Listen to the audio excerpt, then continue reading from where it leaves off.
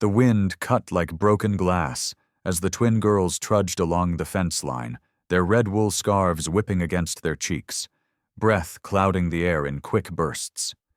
They were supposed to be gathering firewood before the next squall rolled in, but halfway to the tree line they spotted her, a lone figure swaying in the snow, each step slower than the last. Her coat was threadbare, the hem stiff with ice, and her gloved hands hung at her sides as if even lifting them had become too much. The twins glanced at each other, eyes wide, then broke into a run. "Ma'am," the braver one called, but the woman didn't answer, just turned her face toward them. Her cheeks were raw from the cold, lips split, and her dark hair clung in frozen strands to her temples. She looked like she'd been walking for miles in nothing but the wind's mercy. "You need a home," the older girl blurted, her voice quivering from more than the cold. "And we need a mother," the younger added quickly, almost like she feared the moment would slip away. "Our father, he's alone now." The woman's eyes flickered with confusion, then with something like sorrow. She shook her head weakly, but when her knees buckled, both girls grabbed her arms, their small bodies straining against her weight. From somewhere deep in the timber came the muffled sound of voices, low, sharp, and moving closer. The woman's head jerked toward it, her breath catching in a way that told the girls she recognized that sound all too well. "Please," the older twin said, tugging her toward the ranch. "You can't stay out here." Another gust tore through the clearing, and she stumbled forward, letting the girls half drag her toward the split-rail gate. Her boots left shallow trails in the snow, too light for someone her size, a sign she hadn't eaten in days. As they neared the porch, the ranch house came into view, smoke curling from the chimney like a promise of warmth. A tall, broad-shouldered man stepped into the doorway, his eyes narrowing as he took in the sight of his daughters pulling a stranger through the snow. "Pa," the older twin panted. "She needs help." The younger, cheeks flushed and eyes bright, blurted, "And we need a mother." His gaze shifted to the woman, reading the fear behind her exhaustion, then toward the distant tree line where the voices had gone silent. Without a word, he stepped aside, holding the door open. The woman hesitated for only a heartbeat before crossing the threshold, and the twins knew in that moment they'd just changed all of their lives. The warmth of the cabin hit her like a wave, but it didn't melt the wariness in her eyes. She stood just inside the doorway, shoulders hunched as though she feared someone might drag her back into the snow. The wolfskin rug by the hearth drew her gaze for only a moment before she lowered herself into the nearest chair, her hands trembling in her lap.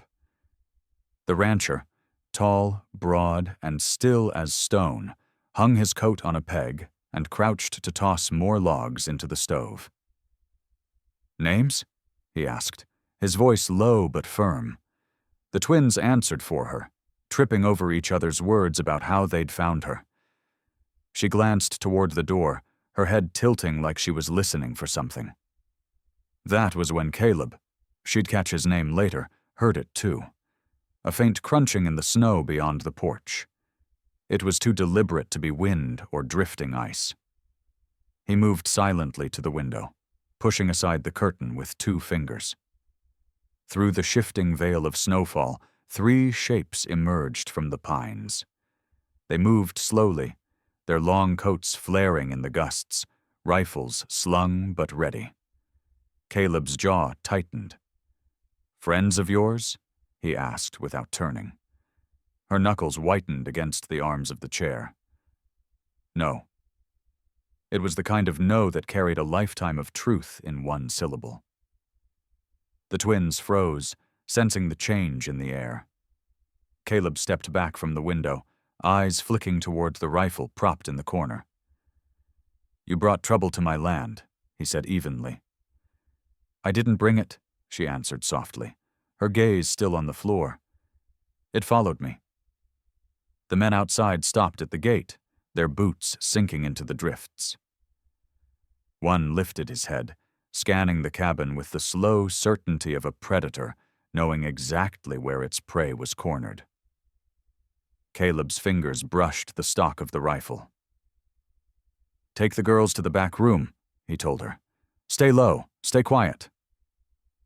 She hesitated, looking at him as though weighing whether to trust him, but another gust brought with it the sound of the gate's latch rattling, and that was enough.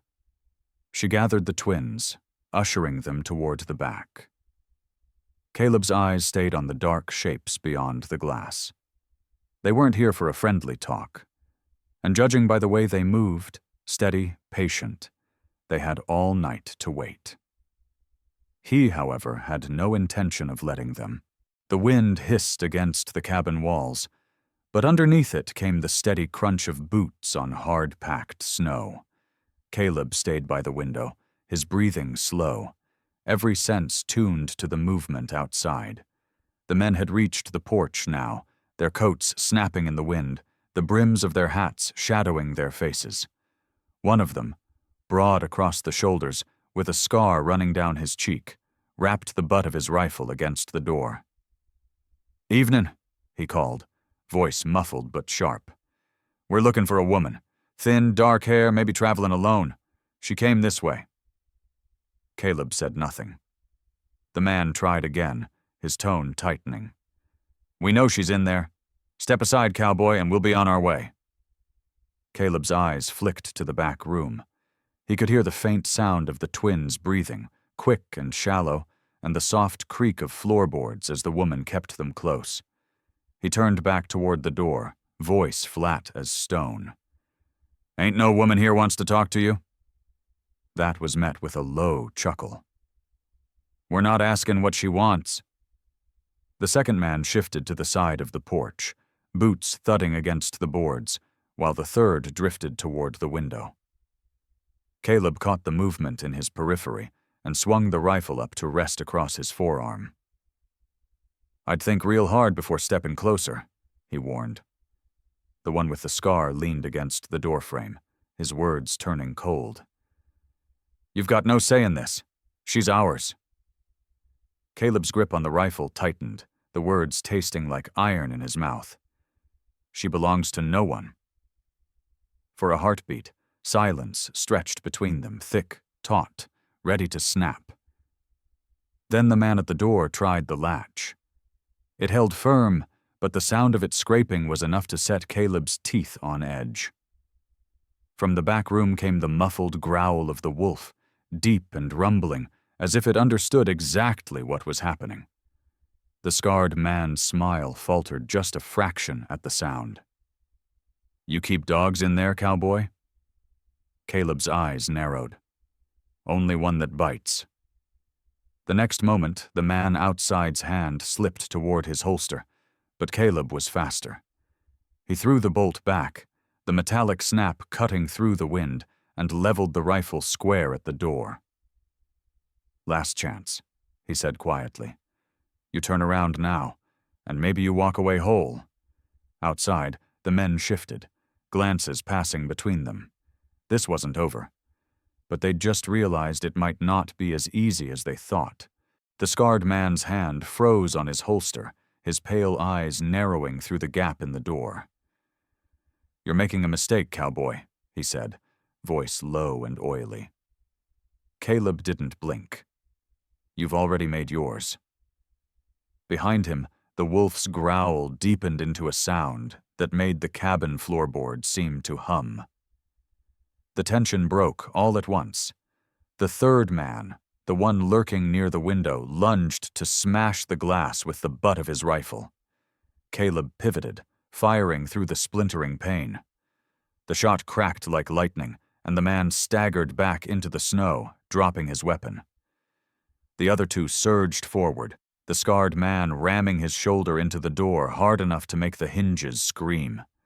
Caleb braced the rifle and shoved back, but it was the wolf who made the next move. With a blur of gray and muscle, it shot past him, squeezing through the gap as the door burst open. The animal hit the nearest attacker square in the chest, sending him tumbling off the porch into a drift. Snow exploded around them as the wolf's teeth sank into his arm. The man screamed, flailing, trying to wrench free, but the wolf's weight pinned him down.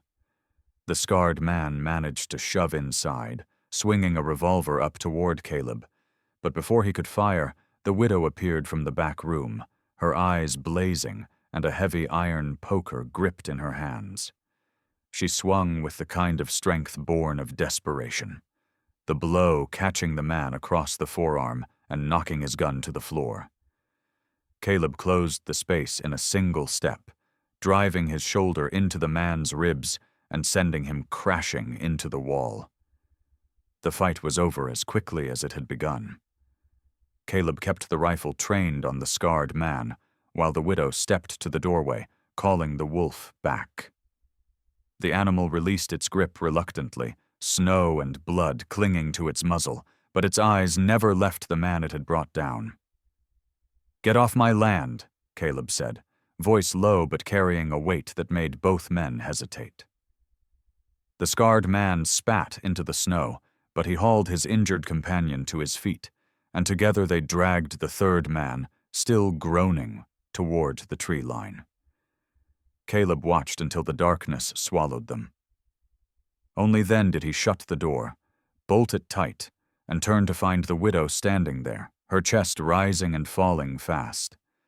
The twins peeked from the back room, eyes wide, and the wolf lay down by the hearth again, still alert, ears pricked toward the soundless night. "They'll be back," she said quietly. Caleb nodded. "Then we'll be ready." The cabin smelled of gunpowder and wood smoke, the air thick with the heat of the fight still clinging to it. Caleb set the rifle back in its place by the door, but he didn't relax. His shoulders stayed high, his eyes fixed on the frosted window where shadows might still appear. The twins were huddled near the hearth, whispering to the wolf as if it were an old friend. The animal lay with its head resting on its paws, ears swiveling at every creak of the cabin, but its eyes were on the widow. She knelt beside it, running her fingers gently through its thick, matted fur, her hands moving with the practiced ease of someone who knew the weight of injury and fear. Caleb watched them for a long moment before speaking. "That wolf doesn't take to people," he said. "Not like that." She didn't look up. "It knows me." The way she said it made him straighten. "How?" Her gaze stayed on the animal, her voice barely above a whisper. "Last winter, before I came here, I was trying to make it through the pass. A trapper caught him in a steel snare. I cut him loose. He followed me for 3 days, even when I tried to send him off. Then one night, the men came." Her fingers slowed in the wolf's fur. "The same kind of men who were here tonight. They took everything I had, left me for dead in the snow. He stayed, sat beside me until I woke." Caleb felt something settle heavy in his chest. "So that's why they're after you?" She nodded once. "Not for the wolf, for something else they think I have. Something I don't." Her eyes finally met his, and there was no mistaking the truth in them. "They won't stop until I'm gone." Caleb moved to the table, pulling a map from the drawer and spreading it under the lantern. "They know you're here now. This cabin's not a fortress. If they come again with more men, we can't hold them off." The wolf lifted its head at his tone, as if understanding his words. Caleb glanced at the twins, who were watching him with wide eyes. "If we leave at first light, we can make it to the high trails before the snow comes in. They won't follow far in that terrain." The widow's hand stayed on the wolf's neck. "Then we take him," she said firmly. Caleb's eyes softened just enough for her to see it. "He's part of the fight now. So are you." The wolf's tail thumped once against the floorboards, and for the first time all night, a faint smile touched her lips. The sky was a pale wash of silver when Caleb opened the cabin door. The cold spilling in like water from a broken dam, snow crunching under his boots as he scanned the tree line for movement, but finding only the still weight of the mountains before a storm. The twins emerged, bundled in heavy coats, their small faces peeking from thick scarves, each clutching a bundle of belongings, while the widow followed with her patched coat cinched tight and one gloved hand resting on the wolf's neck. The animal limped but moved with quiet determination, nose lifting to test the wind. They set out north in single file along the ridge where the snow was firmest, Caleb keeping his eyes on the open slopes below, knowing the pass ahead narrowed to a choke point before opening into a maze of cliffs and ravines where a man could vanish for days. An hour into the climb, the wolf froze, hackles high, a low growl vibrating in its chest. Caleb raised a hand for silence, crouching to study the snow where fresh tracks, heavy boots, at least 5 sets, marched in the same direction. The widow's breath caught as she gripped the wolf's fur, but Caleb's voice was calm, telling her they were ahead, not behind, and that meant they didn't know yet. Leaving the trail, they pushed into deeper drifts, weaving through spruce and aspen until the trees opened on a ledge overlooking a frozen creek where 5 riders had dismounted, their horses stamping in the snow as the men scanned the valley with rifles in hand, their stances bearing the grim patience of hunters who knew their quarry had few places left to run.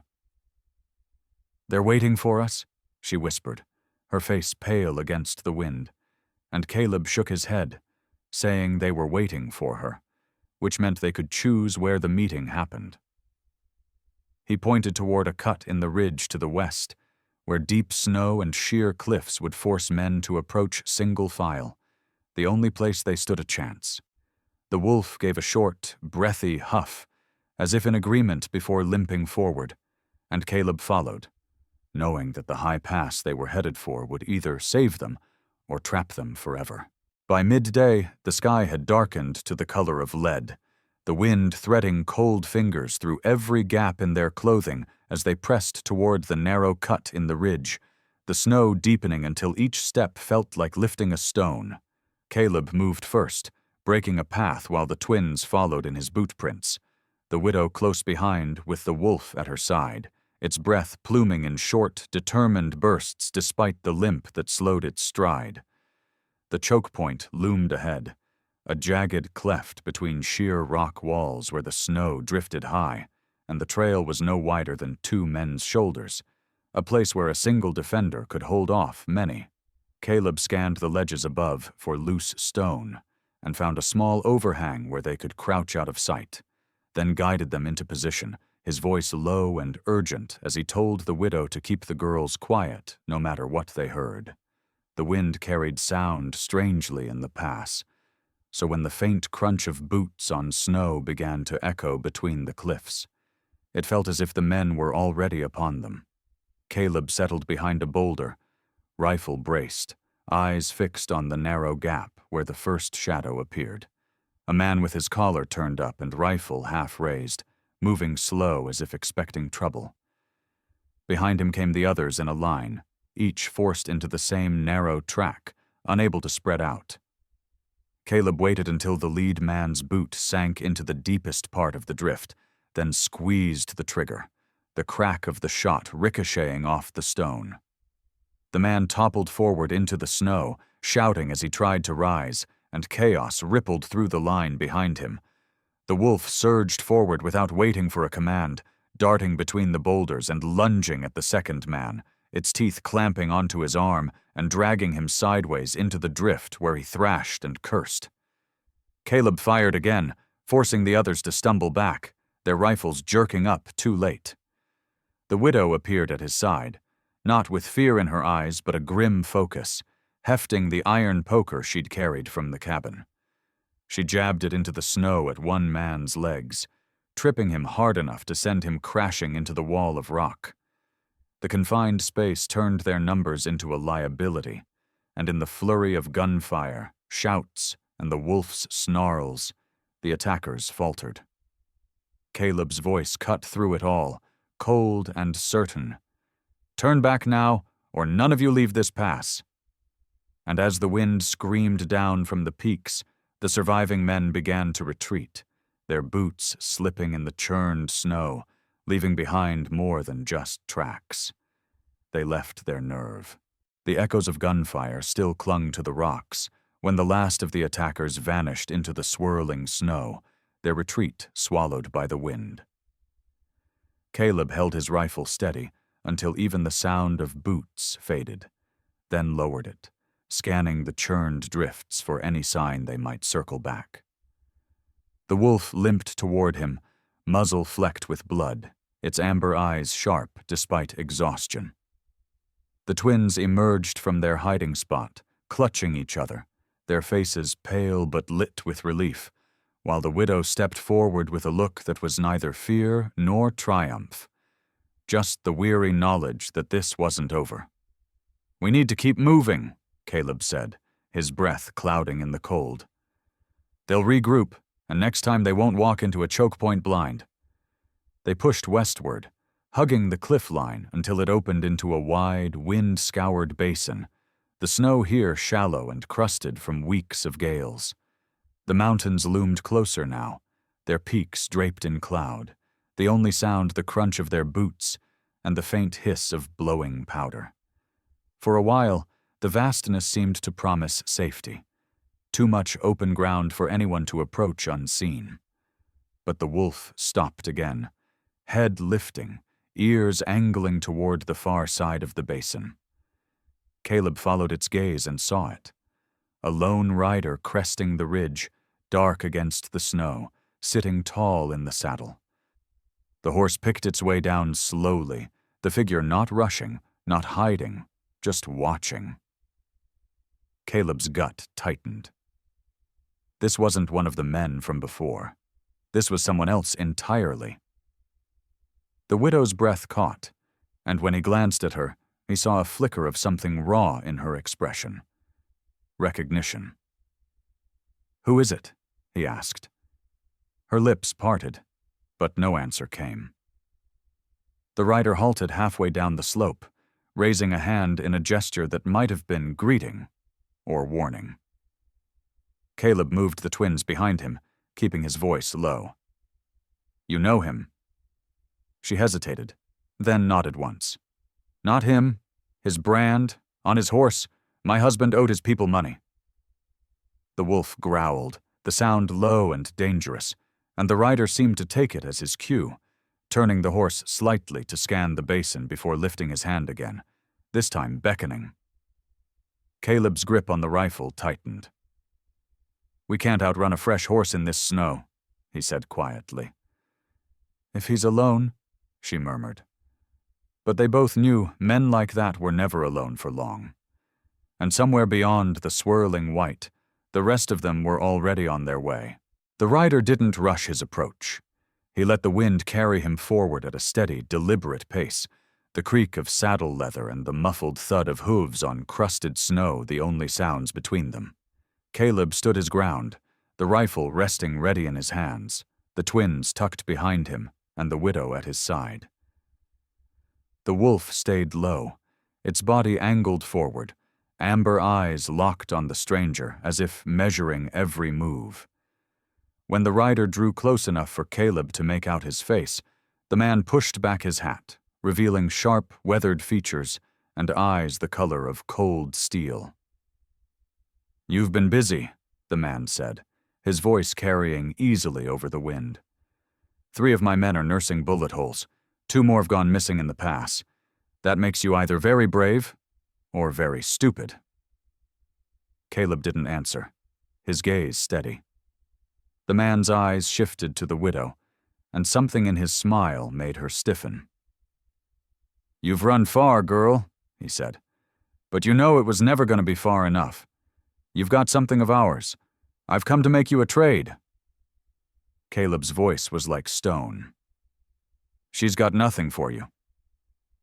The rider ignored him. "Bring me the pouch your husband took, and you all walk away. You've got until sundown tomorrow. After that, well, I won't send boys to do a man's work." His gaze flicked briefly to the twins, and the smile that followed was thin and ugly. "I'd hate for the little ones to see what comes next." Caleb took a slow step forward, placing himself fully between the man and his family. "You come back here after tomorrow, you won't be leaving. That's your last warning." The rider's expression hardened, the easy arrogance in his tone replaced with a cold certainty. "You think you can stop me, mountain man? You can't stop the winter and you can't stop me." He reined his horse around, pausing only long enough to add, "Sundown, I'll be watching." Then he rode off into the white, the sound of hoofbeats fading into the vast silence of the basin. The widow's breath came fast, the color gone from her face. "We don't have it," she said, her voice shaking. "Even if I wanted to give it to him, it's gone." Caleb's eyes stayed on the ridge where the rider had vanished. "Then he's coming to kill us," he said simply. The wolf shifted closer to the twins, its body a barrier between them and the cold. Caleb turned back to the group, his voice firm. "We end this tomorrow, on our terms." The day passed in a tense, frozen blur, every moment measured by the slow creep of the winter sun toward the jagged peaks.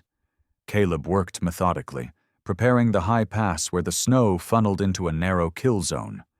He packed the drifts high against the choke point, planted himself behind a rock shelf with a clear view, and showed the widow how to load and fire the rifle he'd placed in her hands. The twins stayed hidden in a hollowed snowbank behind the ridge, the wolf lying protectively across the entrance, its yellow eyes fixed on the trail below. The wind was bitter and unbroken, until the first distant echo of hooves rolled through the pass. Caleb's breath slowed.